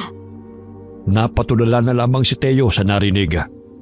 Unti-unting nagtayuan ang mga balahibo nito at namula ang mga mata. Naging malaking tao ito at nababalot ng makapal na balahibo. Pero hindi pa yun ang buong pagpapalit anyo nito. Mabilis na napatras si na Matilda at Mang Nestor. Agad na hinugot ni Mang Nestor ang latigo na nasa bewang niya. Kunin mo si Milo. Bilis! Ngunit paano ka? Kaya ko na ang sarili ko. Ako na ang bahala dito. Sige. Lola! Apo, Milo! Nandito na si Lola. Huwag ka nang umiyak. Uuwi na tayo. Tumabi ka dyan! Kung ayaw mong ikaw ang patayin ko! Bakit hindi ka humanap ng katapat mo? Hindi kayo makakatakas sa akin! Mabilis na sumugod si Teo kay Mang Nestor. Pero mabilis na nakailag ang matanda. Buong lakas na hinampas ni Mang Nestor ang latigo sa aswang. Napaalulong ito sa sakit na nagbigay babala sa iba pang mga aswang. Lumaban na rin si Matilda gamit ang latigong ibinigay sa kanya ni Mang Nestor. Ayaw namin ng gulo, Teo. Hayaan mo na kaming makatakas para ikaw na ang maging tagapagmana. Paano ako magiging tagapagmana kung buhay pa si Milo? Ipapahanap at ipapahanap pa rin siya ni Inang. Mas mabuti pang ako na mismo ang pumatay sa kanya. Hindi ko naman po gustong maging aswang. Ayokong maging aswang. Gusto ko lang maging bata. Maawa ka naman sa amin, Teo. Ipinapangako ko sa'yo, hindi ko hahayaang mahanap nilang muli si Milo. Tutulungan kitang maging susunod na tagapagmana. Nababaliw ka na ba, Matilda? Wala na tayong ibang pagpipilian. Tsak pa uwi na ang iba pa. Paano ko makakatiyak na tutupad ka sa usapan? Makinig ka sa akin, Teo. Kung papatayin mo ang apo ko, papatayin ka rin ng mga kalahi mo. Pero kung papalabasin natin na sinugod ka namin at nakatakas kami, hindi magbabago ang tingin sa'yo ng mga kalahi mo. Hindi ka nila pagdududahan. At pagsapit ng kabilugan ng buwan, wala silang ibang pagpipilian kundi ikaw ang gawing tagapagmana. Ang talino mo. Huwag kang magulo. Ano, Teo? Papayag ka ba? Lola, nararamdaman ko na po sila. Ano na? Bilisan mong magpasya! Sige, pumapayag ako. Basta siguraduhin mong hindi na mahanap pang muli si Milo. Dahil sa oras na mahanap ulit siya, hindi na ako magdadalawang isip na patayin siya. Malinaw! Malinaw na malinaw! Asahan mong tutupad kami sa kasunduan. Tara na! Hindi nag-akasaya ng oras si na Matilda at Mang Nestor. Agad nilang pinutol ang lubid na nakapulupot sa paa ni Milo. Gamit ang kutsilyong naorasyonan. Binuhat ni Mang Nestor si Milo para mapabilis ang kanilang pagtakas. Pagka-uwi nila sa bahay ng matanda, ay ginamot ni Mang Nestor ang bata. Hindi naman malalim ang mga sugat ni Milo, pero marami ito. Umupo ka rito, Milo, na magamot ko yung mga sugat mo. Aray ko po! Ang sakit! Tiisin mo, Milo. Tama ang lola mo, Milo. Tiisin mo para magamot ko ang mga sugat mo. Matilda, ikalat mo pala ang banal na asin sa palibot ng bahay para hindi nila maamoy o masundan ang presensya ni Milo. Sige, nagawa ko na. Kumusta si Milo? Nakatulog na siya, pero hindi ko pa siya tapos gamutin. Kailangan kong maalis ang tandang nilagay sa kanya ng inang nila. Kuha mo nga ako ng isang palangga ng tubig. Mainit na tubig ba? Oo, meron pa yata doon sa termos. Kumuha ka rin ng dahon ng sambong at isama sa pagpapakulo. Nang gabing yun isinagawa ni Mang Nestor ang orasyon kay Milo habang mahimbing itong natutulog. Samantala, nagpapakulo naman ng tubig na may halamang gamot si Matilda. Unti-unting bumalot sa bayang halimuyak ng dahon ng mga halamang gamot at insenso na ginagawa ni Mang Nestor. Iabot mo nga yung bimpo dyan sa tabi mo. Ito bang binabad sa mainit na tubig na may sambong? Oo, saka yung tuyong bimpo na rin. Heto na. Kawawa naman itong apo ko. Ang bata niya pa para pagdaanan lahat ng ito. Kahit mahimbing siyang natutulog, halata pa rin sa kanya ang matinding pagod. Sa palagay ko'y nanlaban tong apo mo, kaya napakaraming sugat. May latay pa ng latigo. Napakawalang iya talaga nila. Ayan, tapos na. Pwede ka na rin magpahinga. Tabihan mo na lang ang apo mo. Sandalit kukuha kita ng unan at kumot. Kinaumagahan na, maagang nagising si Matilda at agad na sinilip si Milo. Mahimbing pa rin ang tulog nito, pero wala nang bakas ng kirot sa muka. Tahimik siyang nagpunta sa kusina, kung saan abala si Mang Nestor sa pagbabantay sa pinakukuluang halamang gamot. Mukhang gumaan na ang lagay ni Milo. Oo, pero kailangan pa rin niya magpahinga ng gusto. Gising na ba siya? Hindi pa. Mahimbing pa ang pagkakatulog niya. Hayaan mo na lang muna siya. Ano na ang susunod na plano natin? Tsak, susugod ulit sila dito sa baryo para hanapin si Milo. Huwag ka mag-alala. Nasabihan ko na mga mananagisag. Magbabantay sila 24 oras sa baryo. Sa ngayon, magpahinga muna tayo at pag-isipan ang susunod na hakbang. Lola! Si Milo! Milo! Anong nangyari? May masakit ba sa'yo? Huwag ka munang bumangon. Hindi ka patuluyang magaling. Ayos na po ako. Hindi na po masakit. Kahit na, huwag mo munang biglain ang sarili mo. Lola! Bakit apo? Lola! Nakita ko sa panaginip ko yung lalaki kagabi. Sino ron? Yung nakalaban niyo ni Mang Nestor. Si Teo? Opo, siya nga. Nakita ko sa panaginip ko, Lola. Papatayin po siya nila. Masamang panaginip lang yon, apo. Hindi po, Lola Parang totoo po. Parang nandun ako at narinig ko ang mga sinabi nila. Hindi kaya... Ano, Mang Nestor? Hindi kaya may kakayahan si Milo na makita ang hinaharap? Kakayahang makakita ng hinaharap? Gaya ng mga manghuhula? Hindi lang basta gaya ng mga manghuhula. Mas malalim ito. Kung totoong nakita niya, baka may dalawang mata ang batang ito. Isa sa kasalukuyan at isa sa hinaharap. Paano nangyari yun? Posibleng namana niya sa lahi ng tatay niya. Kung ganon, totoo pala ang sabi-sabi. May mga almanwak nga na may kakayahang makita mga mangyayari sa hinaharap. Lola, kung totoo nga po yung panaginip ko, kailangan natin siyang tulungan. Apo, hindi natin siya pwedeng balikan. May kasunduan tayo sa kanya at hindi ko nahahayaang mapahamak ka muli. Pero Lola, kahit anong sama niya, tinulungan niya tayong makatakas. Hindi po ba natin siya kayang tulungan kahit ngayon lang? Tsaka Lola, Nakita ko rin sa panaginip ko na may masamang pangyayaring darating. Nakita ko pong buong baryo, punong-puno ng dugo. Biglang natahimik sina Matilda at Mang Nestor sa sinabi ng bata. Ramdam ni Matilda ang pangingilabot sa mga salitang binitiwan ng kanyang apo. Ang buong baryo, punong-puno ng dugo? Opo, wala pong nakaligtas. Pati yung mga kasama nating tao, nakita ko po silang patay na. Sunog ang mga bahay at may isang matandang babaeng nakatayo sa gitna. Siya pong pumapatay sa lahat. Matandang babae.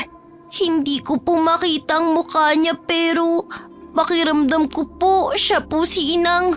Kung totoo nga ito, hindi lang si Teo ang nasa panganib, kundi tayong lahat. Anong gagawin natin? Kailangang kumpirmahin natin kung may nagalaw na nga ang inang nila. Kung tama ang hinala ni Milo, baka hindi lang kasunduan ang mababasag. Baka kailangan na rin nating lumaban. Baka nga ito na ang tamang panahon para tuluyang lumaban. Lola, kailangan po nating bumalik. Kahit tignan lang po natin kung nasan si Manong. Pakiramdam ko po, kailangan niya tayo. Huwag kang mag-alala, Matilda. Kami na lang ang pupunta roon at magmamanman. Dito na lang muna kayo ni Milo. Samahan mo siya. Mas mabuti nga siguro. Balitaan nyo na lang kami. Sige, dito muna kayo. Pupuntahan ko lang ang grupo.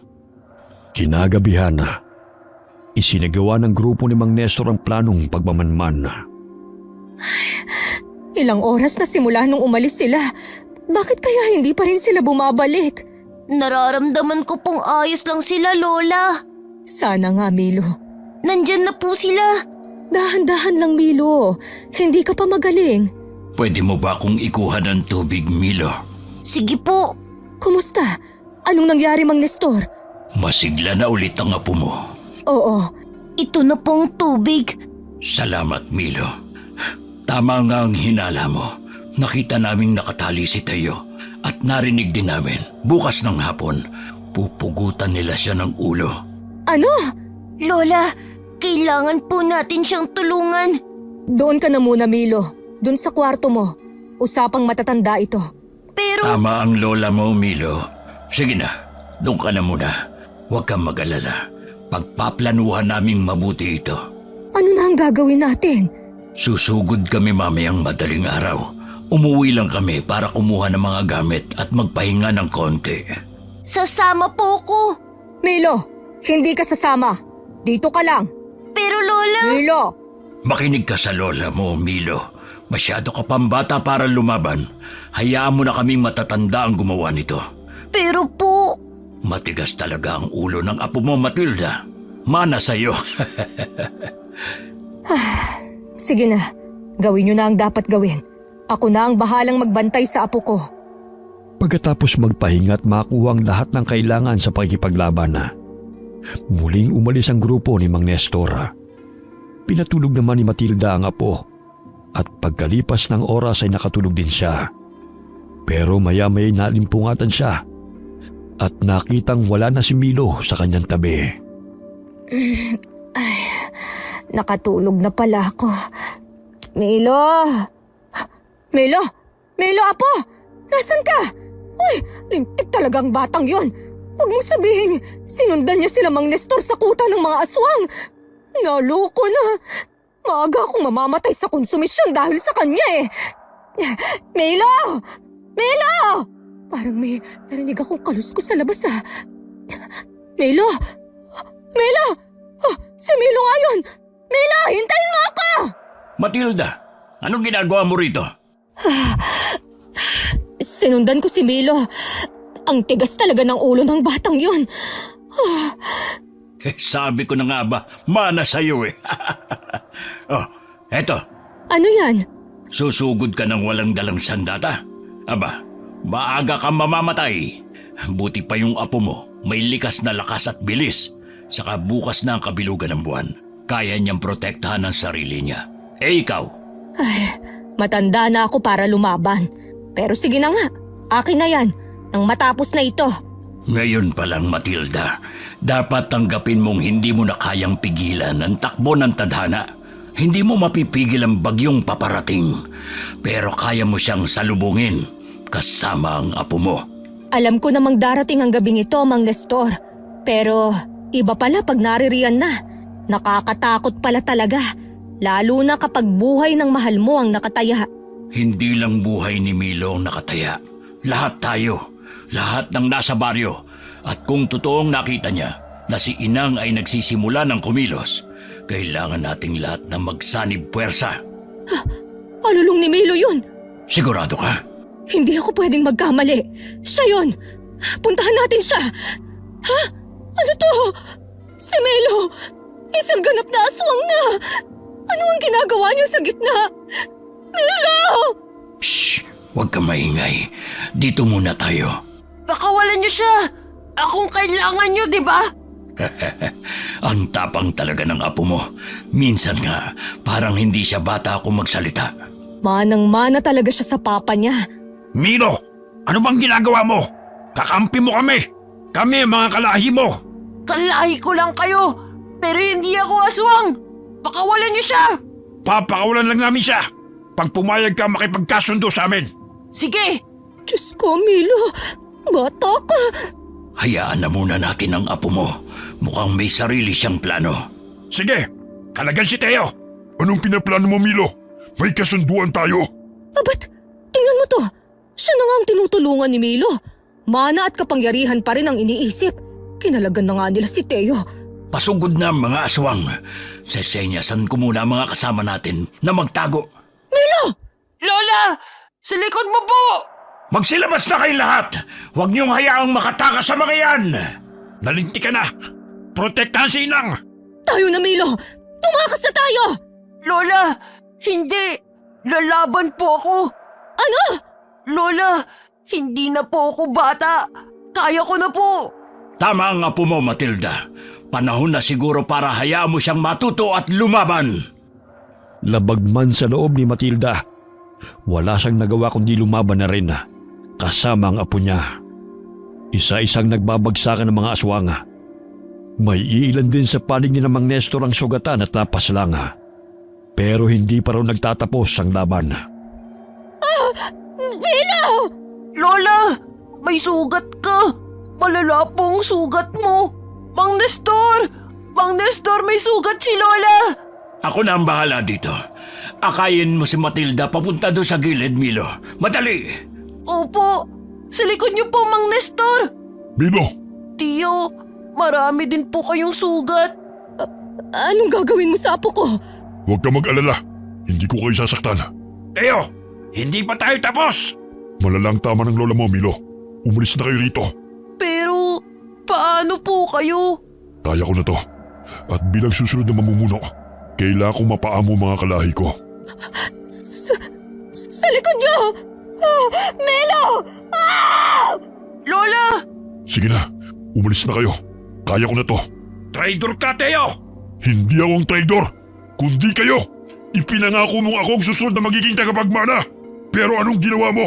At sa tingin mo ba talaga, karapat-dapat ka maging pinuno? Hangal ka!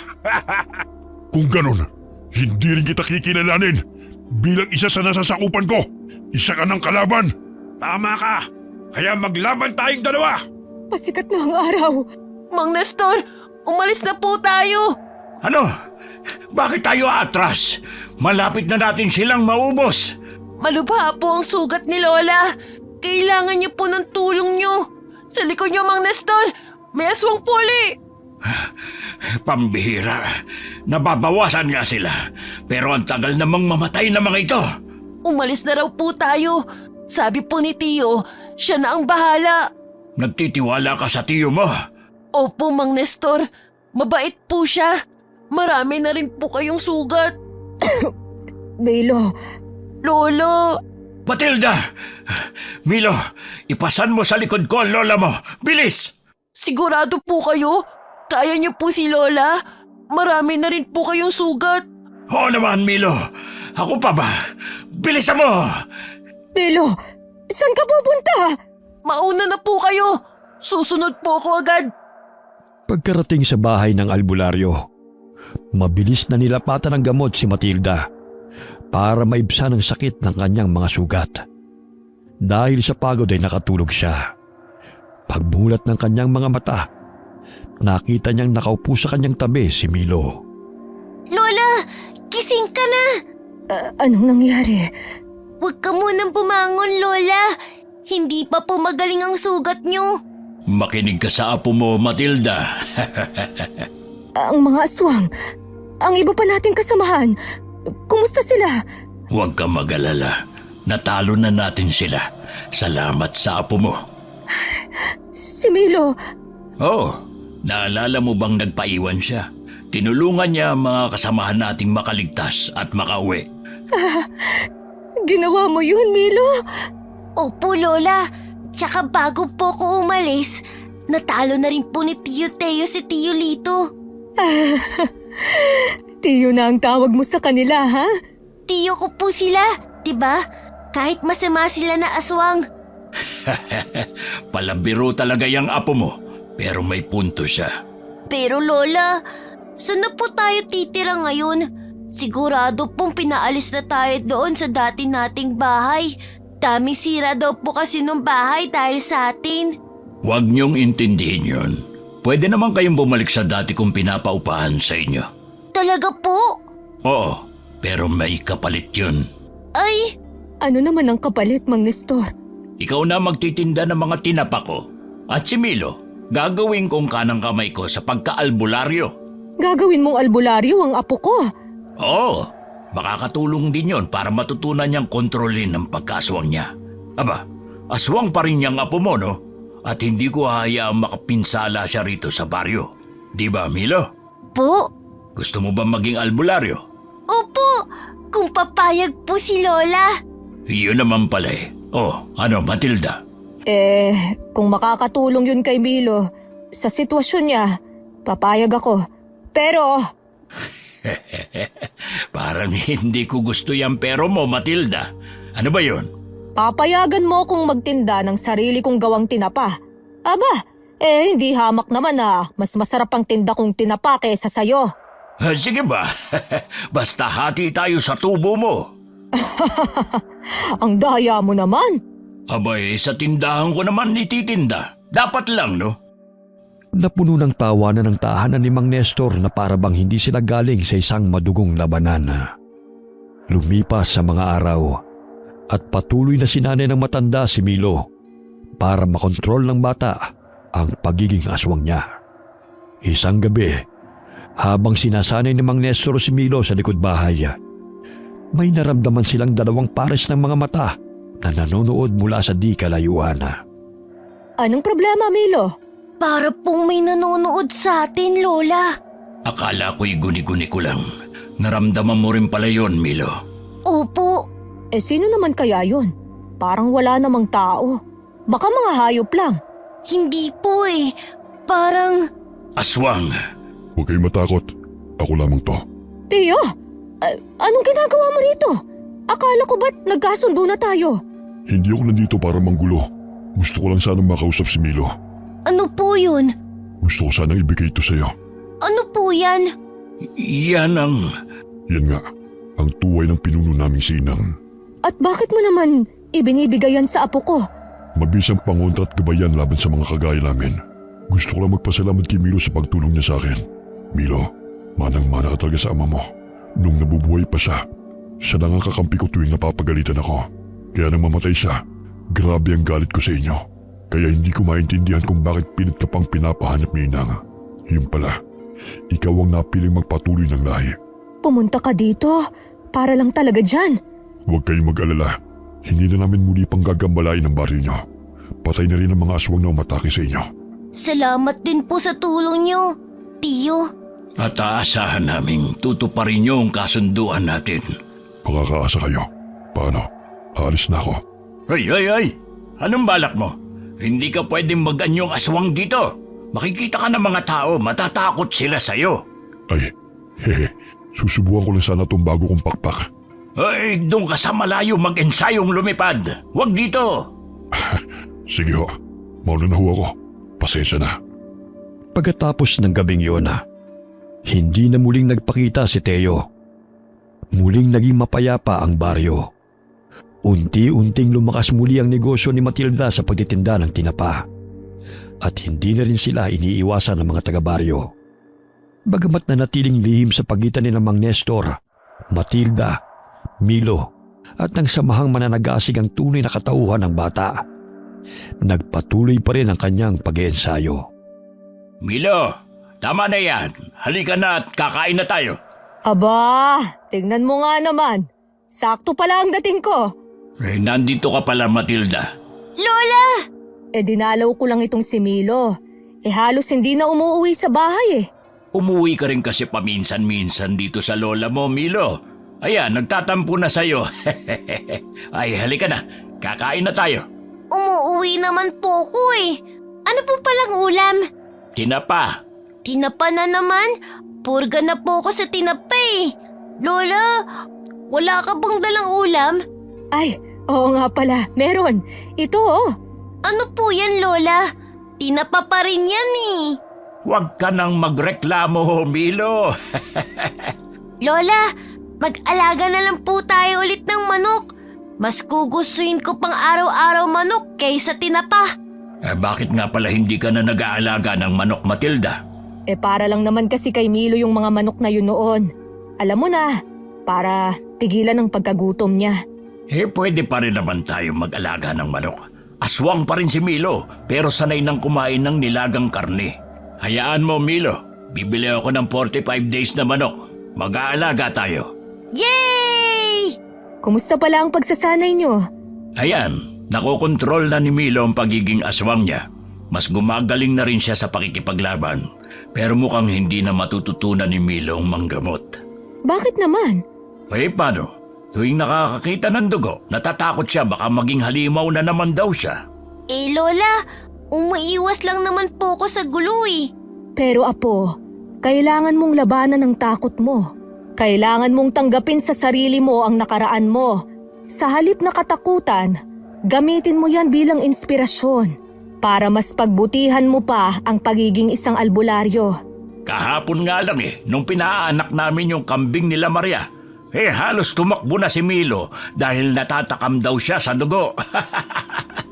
Para saan pa't nagsasanay ka, Milo? Kung sa simpleng ganun lang ay natatakot ka na. Labanan mo, apo. Sinusubukan ko naman po, Lola. O siya, tama na yan. Kumain na tayo. Gutom na ako Kaninang tanghali pa ako walang kain. Naging payapa na ang baryo. Bumalik na ang normal na takbo ng buhay ng mga tao.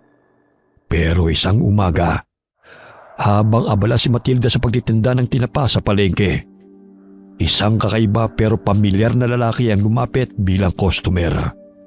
Nakasuot ng jacket at nakasombrero para matakpan ang kanyang mukha. Sinobrahan ko na yan dahil suki naman kita ano sa'yo? Magkano 1 kilo dito? 100 lang. Pero teka, ang dami yata ng kukunin mo. May tindahan ka ba Wala naman. Paborito ko lang talaga ang tinapa. Ganun ba? Abay, sige, sosobrahan ko na rin. Mabuti ka pa at ayos lang sa tinapa. Alam mo ba ang apo ko? Ay naku, panay ang reklamo. Lagi na lang daw kasing tinapa ang ulam namin. Ito na Pakainin niyo rin po kasi minsan ng karne. Kaya nga namimiss niya na daw kumain ng... Sandali, bakit parang pamilyar ka? Nagkita na ba tayo dati? Hindi. Ngayon ko lang po kayo nakita. Sigurado ka? Para kasing... Ngayon ko nga lang po kayo nakita. Ito na ang bayad ko. Bagong lipat ka lang ba? Oy! Teka, sandali lang! Lola, bakit po, Lola? May problema po ba? Ninakawan po ba kayo nun? Hindi, apo. Pero kasi, hindi ba't parang pamilyar ang lalaking yun? Hindi ko po alam, Lola. Di ko naman po nakita ang mukha kasi nakasombrero. Ewan ko, pero parang bigla kong kinabahan. May problema ba rito? May customer ka bang hindi nagbayad at tinakbuhan ka lang? Mang Nestor, ang langis niyo pong nakakwinta sa leeg niyo. Kumukulo. Itago niyo po yan. Baka may makakitang iba. Oo nga no, pero imposible namang dahil to sa'yo, Milo. Hindi kaya aswang yung lalaki kanina? Ano? May nakapasok na namang aswang sa baryo natin? Hindi ko alam pero iba ang kutob ko. Parang nakita ko na siya dati. Sigurado ka ba dyan, Matilda? Hindi, pero... Ay, Milo, wala ka bang kakaibang nararamdaman sa paligid? Gaya po ng ano, Lola. Parang wala naman po. Hayaan mo na nga. Baka namalikmata lang ako. Siya nga pala, anong ginagawa niyo rito, Mang Nestor? Naisipan lang naming daanan ka. Galing kasi kami sa kampo ng mananagisag. Pero kung totoo ngang may aswang na naman dito sa baryo natin. Kami na pong bahala. Milo, magtigil ka. Hindi porkit pinayagan kita aabuso ka na. Bata ka pa rin, Milo. Hindi ko naman pababayaan si Milo, Matilda. Kaya nga po, Lola. Nandyan naman si Mang Nestor eh. Tigilan niyo akong dalawa, ha? Mabuti pa, tulungan niyo akong magbuhat nitong mga paninda ko. Ipasok niyo sa loob. Magsasarado na muna ako ngayon. Tahimik na sumunod sina Milo at Mang Nestor. Habang binubuhat ang mga kahon ng tinapa, papasok sa loob ng kanilang pwesto. Hindi na muling nagsalita si Matilda. Pero kahit abala ang kanyang mga kamay sa ginagawa, hindi mawala sa kanyang isip ang lalaking bumili. Ilang araw ang lumipas at pinuntahan ni Matilda ang apo sa lugar na pinagsasanayan nito kasama si Mang Nestor.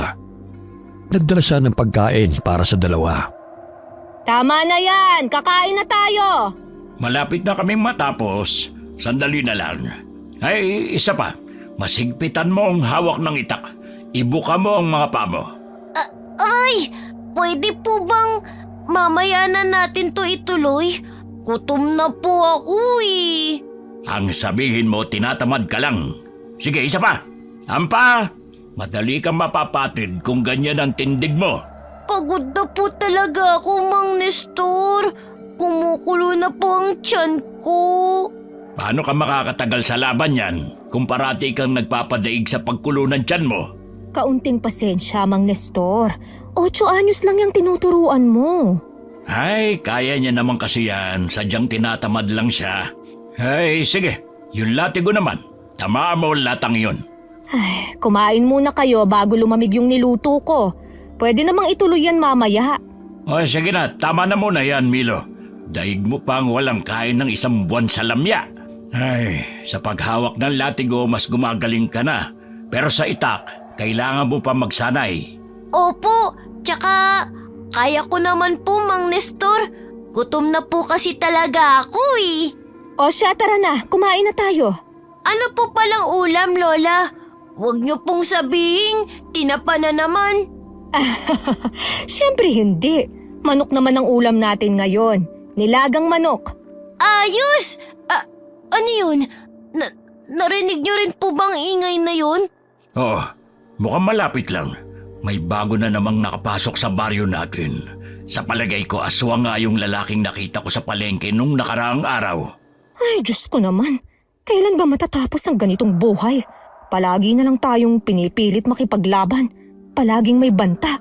Ay, siya nga pala, Milo. Milo? Milo! Ba't tignan mo yung apo mo? Tinakbuhan ako. Talagang mas mahalaga sa kanya ang pagkain ngayon. Mabuti pa kumain na lang muna tayo. Mahirap lumaban ng gutom. Isa pa gutom na yung bata, oh. Pero, paano yung aswang? Baka mamaya makabiktima yun. Nandyan naman ang mga mananagisag. Kaya na nila yon. Naririnig mo ba ang sarili mo, Matilda? Hindi to pwedeng baliwalain. Pero hindi din pwedeng baliwalain ang gutom ng tiyan. O tayo na. Bilisan mong kumain nang may maabutan ka pa.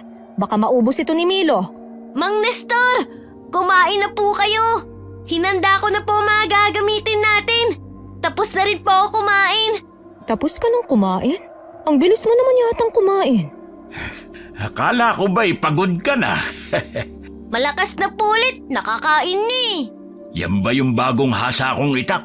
Opo, dala ko rin po itong binabad nyo sa langis na latigo. Kapwa aswang mo lang palang makakapagpakulo ng dugo mo. Paano? Tara na! Sandali! Mang Nestor, hindi ka pa kumakain! Mamaya na lang pagbalik ko. Matibay naman tong sikmura ko eh. Ay, Diyos ko. Mag-iingat kayo, ha? Opo, Lola. Babalik po agad kami. Mabilis na tumakbo sina Mang Nestor at Milo para puntahan ang ingay na kanilang narinig. Dala nila ang itak at latigo na panlaban sa mga halimaw. Walang pinipiling oras ang labanana, kaya kahit walang laman ng tiyana, mas pinili ni Mang Nestor ang tulungan ng nangangailangan. Namuhay na siyang nagtatanggol sa inaapi at binibiktima ng mga aswanga. Dahil sa kanyang dedikasyon, naituro din niya kay Milo ang ugaling matulungin at palaging pumanig sa kabutihan. Pinagmasdan naman ni Matilda ang dalawa habang tumatakbong palayo. Nagdarasal para sa kaligtasan ng dalawa. Hanggang sumapit ang kalaliman ng gabi. Kumatok sa pinto si Mang Nestor. Bumungad sa kanya ang lalaking karga si Milo. Nakatulog ang bata dahil sa pagod mula sa pakikipaglaban sa bagong saltang aswanga. Pero matagumpay na natalo nila ang halimaw. Ngumiti ng malapad si Matilda at hinaplos ang pisngi ng apo habang pinagmamasdan nitong natutulog ng mahimbing. Alam niyang hindi na niya mapipigilan ang bata na maging aswang na tagapagtanggol ng kanilang baryo. Kaya palagi lang siyang nasa likod, sumusuporta at gumagabay. Okay, sana po nagustuhan niyo ang kwento ni Matilda at ng apo niyang si Milo. Shout out po tayo kay Ruby Caballero from Oman. Shout out sa family ni Menjelin Losada sa Estacia, Iloilo. Ganon din sa Basbas family at Losada family. Hi daw po sa mga taga Iloilo, galing kay Rhea Ping from Singapore. Hi kay Fidel Salazar from Canlubang. Shout out po kay Dina Rosette at sa lahat po ng nakikinig sa atin dyan sa Boutique Fajr sa Jeddah, Saudi Arabia. Hi po kay Almas Naong from Kuwait. Hi po kay Marian Delta Fuente from Kuwait. Hi kay Jocelyn Nazareno from Riyadh. Shout out sa Larato family, Hatiko family, Latas Salvido family, Jau Conan family. Hi po kay Lucita Reyes from Aroroy, Masbate. Hi kay Alice Tanglao from Occidental Mindoro. Hi kay Larnie Azurin from Hong Kong. Shout out po sa lahat ng mga nakikinig sa atin dyan sa Hanaya Style, lalo na kay Julie Baruela. Hi kay Gia and Emily from Tacloban, Leyte. Hi kay Neresa Dinagit from Dubai. Hi kay Celine Garcia ng Mere Love Salon. Shout out sa Deloro family at Gonzaga family.